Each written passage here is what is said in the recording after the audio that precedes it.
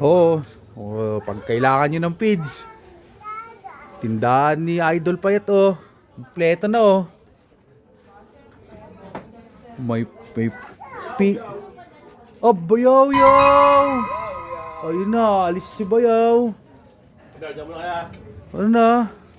Oh, Mikano, ang ganda ni Mikana. Oh, kita-kits tayo sa susunod ba ano ko. Hindi nga, ano ka uwi? Sino kasama? Mga 10 oras pa, mga 10 oras. 10 oras.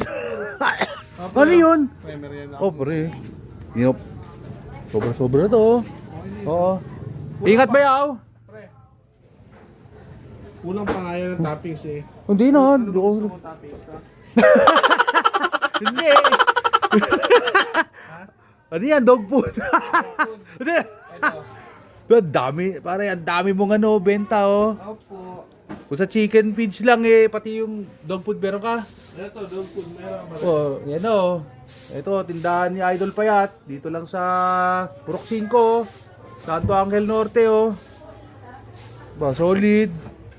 Ang dami na din. Sari-saring tinda na ni Bonser to oh. Ganda. Ayan, ang blessing, puhunan. Gagamitin sa tama, ang galing no.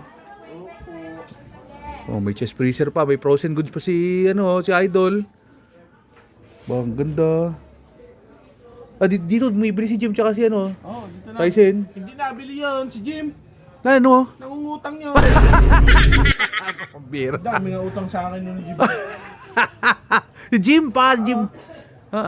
Patay tayo Hindi dyan. na makabalik ang puhunan ko. Panay abono ako. Sasabihin, di pa daw makakapagbayad, wala pa. Ba, titang ba. Ayun, tingnan mo, dumaan lang. Oo nga. Kakailan daw. Ba, galing. Limot na sa utang mo. Limot na. Bira. Pero yan oh. Tindahan ni Idol pa ito. Hanggang alas 6 pero anong oras na? Oh, 7. Mga 6 7:30. po. Alas 8 nga ako siya sa mga. Tamo, servisyon totoo. Nag-overtime pa para lang sa inyo. Oh, Yan, tindahan ni Idol Payat sa tropang Idol Ichan. Dito nyo lang mahanap yan sa Purok 5, Santo Angel Norte. Ba, napakasipag nito. Vlogger na, may negosyo pa. Di lang yan, no. Meron pa rin. Malapit na, lalago pa to. Lalago pa to. meron. Pre, pag sabihin pag matabang ha, lalagyan ko nito. May blessing pa. Si Idol Payat sa akin, ba? Pag matabang, lalagyan ko nito. Ano yan? Betrasin. Betras. Doon kay Bayaw. Betrasin. Pinainom ko na dati yun, si Ismail, pinakain ka ng concentrate doon.